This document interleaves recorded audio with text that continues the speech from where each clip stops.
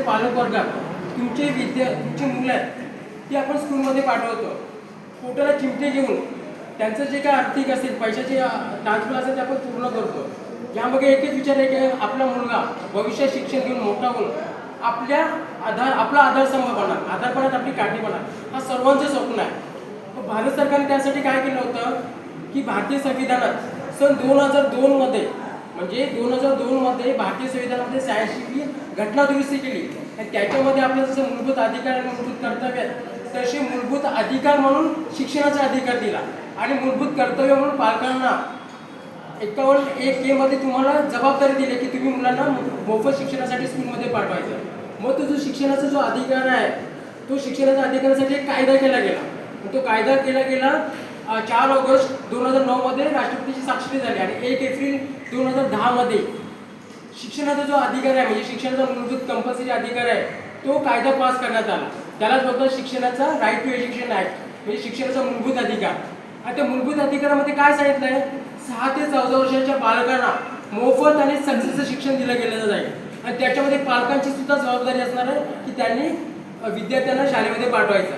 आणि त्याच्यामध्ये मग भारत सरकारने पूर्ण फायनान्स ओतला आहे. तर त्याच्यामध्ये काय काय केलं गेलं आहे की शिक्षणाच्या मूलभूत अधिकारामध्ये भारतीय संविधानाचं आर्टिकल 45 मध्ये काय म्हटलं आहे जी 6 वर्षाची बालक आहेत त्यांच्यासाठी बालवाड्याची व्यवस्था केली आहे, त्याच्यासाठी जेवणाची व्यवस्था पूर्ण फ्री केली गेली आहे कुठल्या 6 वर्षाच्या मुलांपर्यंत. नंतर 6 ते 14 वर्षाच्या जे बालक आहेत त्यांच्यासाठी हा कायदा ज्याच्यामध्ये फ्री आणि कंपल्सरी म्हणजे तुमच्याकडून कोणत्याही प्रकारचे पैसे शुल्क फीज आकारली जाणार नाही आहे. त्याच्यामध्ये विद्यार्थ्यांना मोफत शिक्षण असणार आहे, मोफत गणवेश असणार आहे, मोफत बुटं असणार आहे, जेवणाची व्यवस्था असणार आहे, सर्व सुविधा असणार आहे. तर अशा प्रकारचा कायदा करण्यात आला आणि त्या कायद्यामध्ये काय तरतुदी सांगितल्या तर त्याच्यामध्ये असं सांगितलं आहे की जी 6 ते 14 वर्षाची मुलं आहेत त्यांना कोणत्याही प्रकारचं तुम्ही व्यक्तिगत घरगुती काम सांगायचं नाही, त्यांना कंपल्सरी तुम्हाला स्कूलमध्ये पाठवायचं आहे. स्कूलमध्ये गेल्यानंतर जसं स्कूलमध्ये आपण प्रवेश प्रक्रिया करतो आणि त्याच्यामध्ये गरीब श्रीमंत उच्च पेश असा पाहिला जाणार नाही आहे. त्याच्यामध्ये कोणत्याही प्रकारची पालकांची टेस्ट घेतली जाणार नाही आहे की हा पालक शिकलाय का आणणार आहे का असं नाही आहे.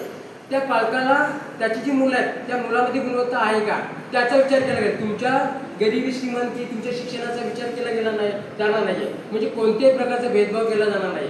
त्याच्यानंतर विद्यार्थी जेव्हा शाळेमध्ये येणार तेव्हा तुमच्या प्रवेशामध्ये कोणत्याही प्रकारची तुमच्याकडून ट्युशन फी म्हणजे जे शिक्षक शिकवतात त्यांची फी आकारली जाणार नाही किंवा कोणत्याही प्रकारचा प्रवेश जे स्कूलमध्ये डोनेशन करतात ते आकारलं जाणार नाही आहे. अजून काय त्याच्यामध्ये सांगितलं आहे की ज्या खाजगी शाळेमध्ये जर तुम्ही पाठलं त्याच्यामध्ये 25% आरक्षण दिलं आहे. इकॉनॉमिक बॅकवर्ड जे आर्थिकदृष्ट्या मागासलेले विद्यार्थी आहेत त्यांच्यासाठी सुद्धा खाजगी शाळांना सुविधा द्यायला सांगतात. ज्या सरकारी शाळा किंवा ज्या खाजगी शाळा असतील त्यांनी सुद्धा स्कूल उघडताना महाराष्ट्र शासनाची परमिशन घ्यायला लागेल. त्यांची अंडरटेकिंग त्यांना स्कूल संस्था चालवाव्या लागतील. आता जे काही स्कूल संस्था असतील त्याच्यामध्ये विद्यार्थी संख्या कशी असेल त्याला किती शिक्षक असणार आहे तर 30 विद्यार्थी असेल त्यासाठी 1 शिक्षक, 60 विद्यार्थी असेल त्यासाठी 2 शिक्षक म्हणजे 30 विद्यार्थ्यांसाठी 1 शिक्षक अशा प्रकारे शिक्षकांची व्यवस्था केलेली आहे. त्याच्यामध्ये 1 प्रिन्सिपल असणार आहे आणि जर 150च्या वरती विद्यार्थी असेल तर 5 शिक्षक असणार आहेत. मग त्या विद्यार्थ्यांसाठी काय असणार आहे त्या विद्यार्थ्यांसाठी स्वतंत्र टॉयलेट व्यवस्था असणार आहे, मुलींसाठी अलग टॉयलेट व्यवस्था, मुलांसाठी अलग टॉयलेट व्यवस्था असणार आहे. प्लस त्याच्यासाठी स्वतंत्र एक प्रत्येक रूम असणार आहे. त्याच्यामध्ये त्यांना जी काही सुविधा असणार आहे म्हणजे पाण्याची व्यवस्था असणार आहे, त्याच्यामध्ये बेंचची व्यवस्था असणार आहे, ते सर्व काही फ्री सरकारी व्यवस्था पुरवली जाणार आहे. त्याच्यावर कोणत्याही प्रकारचं तुमच्यावर आर्थिक दडपण नसणार आहे. अशा सुविधा आहेत. अजून काय झालं जे काही शिक्षक आहेत जे शिक्षक शिकवतात स्कूलमध्ये त्यांना सुद्धा सक्तीचे आदेश दिले की त्या विद्यार्थ्यांना कोणत्याही प्रकारे तुम्ही मानसिक किंवा शारीरिक त्रास न द्यायचा म्हणजे त्यांना अशी काही मारपीट करायची नाही जेणेकरून ते आजारी पडणार किंवा ते स्कूलमध्येच येण्यासाठी घाबरणार असं काय करायचं नाही असं शिक्षण सक्तीचे आदेश आहेत. अजून काय दिले ते जे शिक्षक आहेत त्यांनी कोणत्याही प्रकारचं खाजगी इन्स्टिट्यूट चालवायचे नाही म्हणजे खाजगी ट्युशन घ्यायचे नाहीत का तर ते तुमच्या वर्गामध्ये शिकतात तर त्यांना तुम्ही गव्हर्नमेंट मार्फत जे तुम्हाला पगार दिला त्याच्या आधारे शिकवायचं, कोणत्याही प्रकारच्या खाजगी ट्युशनसाठी घ्यायचं नाही. तसं जर आढळलं त्याच्यावर सक्तीने कारवाई केली जाणार आहे. त्याच्यानंतर कोणत्याही प्रकारच्या शाळा असतील त्यांनी स्वतंत्र शाळा काढू नयेत, त्या गव्हर्नमेंटची अंडरटेकिंगच करायचं, गव्हर्नमेंटचं त्याच्यावर नियंत्रण असणार आहे म्हणजे विद्यार्थ्यांचं भविष्याचं नुकसान होता कामा नये.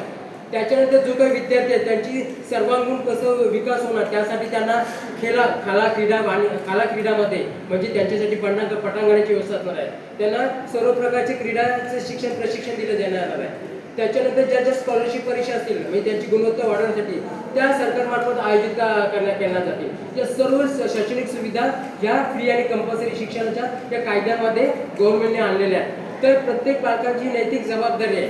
म्हणजे आर्टिकल 51(1)A मध्ये सांगितलं की बालकांनी सक्तीने ते विद्यार्थ्यांना पाठवायचंच आहे. तर अशा प्रकारच्या कायद्यामध्ये तरतूद आहे. अजून कायद्यामध्ये तरतूद काय आहे?